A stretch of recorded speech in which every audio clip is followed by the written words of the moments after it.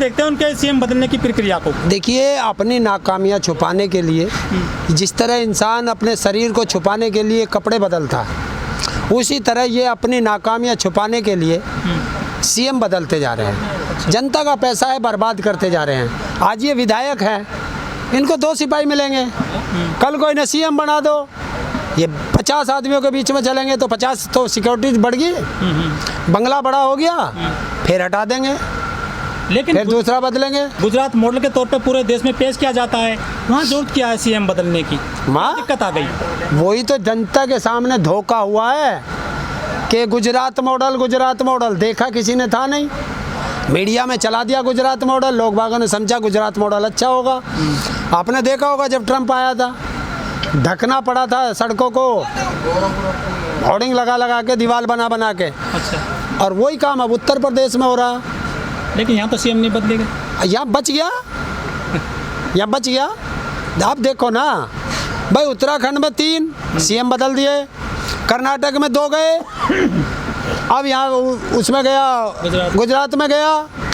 अभी तो देखते रहो, खट्टर भी जागा। अच्छा। खट्टर भी जागा, क्योंकि इनके पास जनता को काम दिखाने के लिए कुछ नहीं है, और जनता जब काम पे बढ़ती है। और गुजरात में तो 2 लड़ाइयाँ हैं, अरे मोदी में और अमित शाह में हो गई। एक गुट अमित शाह का, एक मोदी का है। अब देखना तुम। हरिंदर जी, एक सोशल मीडिया पे वीडियो वायरल हो रही है, जो अमित शाह के बेटे हैं जय शाह, वो एक स्पीच दे रहे हैं अंग्रेजी में। उनकी अंग्रेजी को लेकर जिस तरह से बोल रहे हैं, लोग मजाक बना रहे हैं कि बीसीसीआई के ये जो है सेक्रेटरी बना दिए गए हैं और 2 शब्द नहीं बोल सकते ठीक से अंग्रेजी में। उनकी अंग्रेजी को लेकर क्या कहना है आपका? देखिए, जब अनपढ़ व्यक्ति गलत पद पे बैठेगा, अच्छा, वो ऐसा ही होगा। उसे किसने कहा था तू अंग्रेजी बोल जब तेरे पास थी नहीं? अरे हिंदी जानता होगा, हिंदी में बोल। गुजराती जानता हो, गुजराती बोल। पंजाबी बोल। जो भाषा आती है उसे बोलो ना। अच्छा। दूसरी में क्यों टांग अड़ा रहे हो? क्योंकि देखिए, जो गुलामियत की बू है ना, वो जाती नहीं है। ये तो अंग्रेजों के गुलाम रहे हैं आरएसएस वाले, तो वही अंग्रेजों की रह रही है। बताओ, इसको कौन सा ABCD आती है?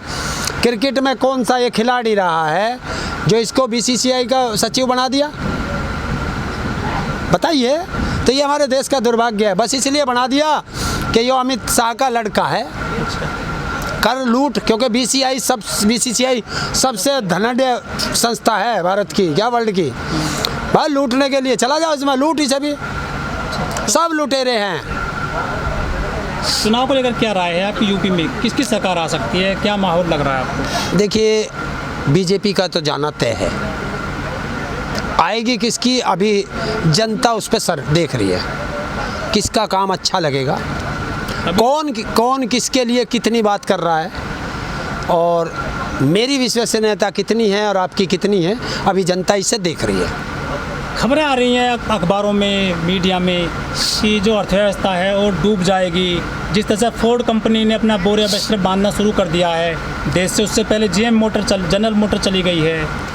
जबकि मोदी जी कहते हैं कि हमने अंतर्राष्ट्रीय स्तर पर जो अर्थव्यवस्था सुधारी है, निवेश कराए हैं बहुत सारे देश में, लेकिन बड़े उद्योग जा रहे हैं देश से निकल करके। कहाँ किया है, कहाँ निवेश हुआ है? कागजों में। फोर्ड जैसी कंपनी अगर वो जाएगी, उसके 4000 तो उसके कर्मचारी, 40 लाख उसके जो डीलरशिप के कर्मचारी, और जो सहायक कंपनियां होती हैं, अब बहुत बड़ा जाएगा ये। और 2019 से और 2021 तक 3.5 करोड़ लोगों की नौकरी जा चुकी है। ये मैं नहीं कह रहा, ये सरकारी आंकड़े बता रहे हैं। तो ये रोजगार में के मामले में तो ख़त्म है देश। अब भारत में रोजगार नहीं मिलेगा, मजदूरी करो किसी के यहाँ मिल जाए, कुछ दिन बाद ये भी ख़त्म होगा। आप भूखमरी की तरफ जाओगे, देश गड्ढे की तरफ जाएगा, सिर्फ पूंजीपतियों के हाथ में देश रहेगा, और आप और हम सब गुलाम रहेंगे। और जैसे गुलाम को नचाया जाता है, ऐसे नचाया जाएगा हम लोगों को। अक्टूबर से जो है CNG और PNG के 10% दाम बढ़ जाएंगे। पेट्रोल डीजल तो रोज़ाना बढ़ ही रहे हैं लगभग, लेकिन अब जो CNG है, PNG है, तो वो भी महंगी हो जाएगी।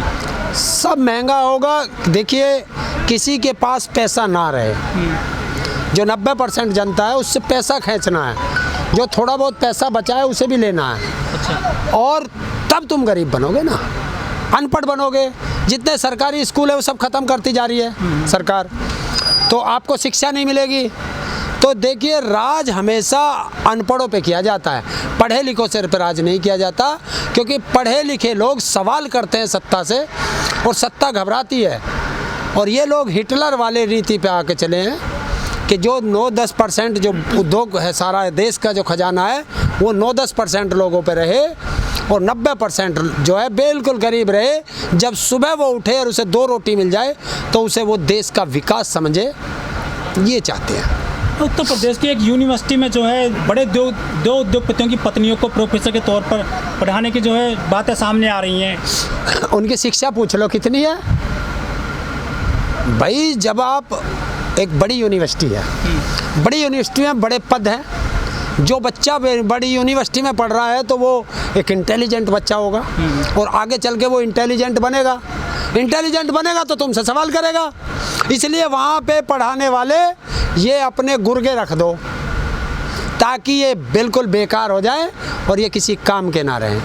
मैंने बताया ना, शिक्षा पे तो इनका बिल्कुल आरी फेर रहे हैं। अच्छा। तो शिक्षा तो ये ख़त्म करेंगे, क्योंकि अगर आपको शिक्षा मिल गई तो आप पढ़े लिखे हो जाओगे, आप सवाल करोगे।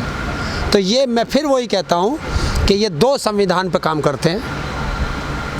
आप लोग जो चले हुए हो वो बाबा साहब के संविधान पे चले हो, और ये जो चले हुए हैं ये आरएसएस का संविधान है। आरएसएस का वो संविधान है जो हिटलर का संविधान था। अच्छा, जब आप किसान दिल्ली में आंदोलन कर रहे थे तो उसी दरमियान जो है भारतीय किसान संघ, जो आरएसएस का संगठन है, वो भी कह रहा है कि जो तीनों किसान कानून हैं ये गलत हैं, इनमें तब्दीली होनी चाहिए। क्या सहमत आप उनकी बातों से? एक चीज़ तो बताओ, मैं अपने पिताजी से ये नहीं कहूँगा कि मेरे पिताजी ये चीज़ तुमने गलत कर दी, इसे ठीक कर दो, या मैं अपने पिताजी को खिलाफ बोल लूँगा। क्या जरूरत है मुझे बोलने की? अरे या तो ये कहो कि हम आरएसएस के नहीं हैं,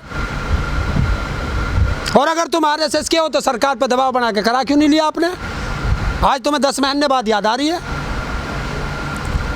ये एक चाल चल रही है सरकार कि हमारे बीच में आरएसएस को भेज के कोई गेम खेलना चाहती है। बिल्कुल। और मेरा तो एक ही कहना है देश की जनता से कि शिकारी आ चुके हैं, जाल बिछा चुके हैं, दाना फेंक चुके हैं, बस आपको फंसना नहीं है।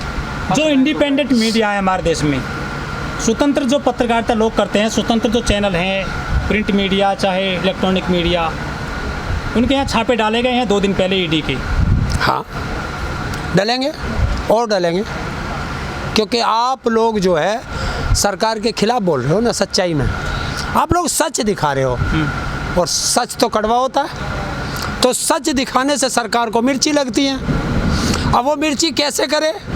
और तो उसके पास कुछ है नहीं, उसके पास ईडी का, सीबीआई का और सबका छापे लगेंगे, इनकम टैक्स के, ये सब छापे लगवाओगे। क्यों घबराते हो? अरे आप सत्य के साथ खड़े हो, और सत्य की कभी जीत हार नहीं हो सकती। सत्य परेशान हो सकता है, पराजित नहीं। मोदी जी ध्यान रख लेना, इसी सोशल मीडिया ने आपको मुख्य प्रधानमंत्री बनाया था। याद रखना, आपको एक दिन ज़मीन में ये सोशल मीडिया ही गाड़ के जाएगा।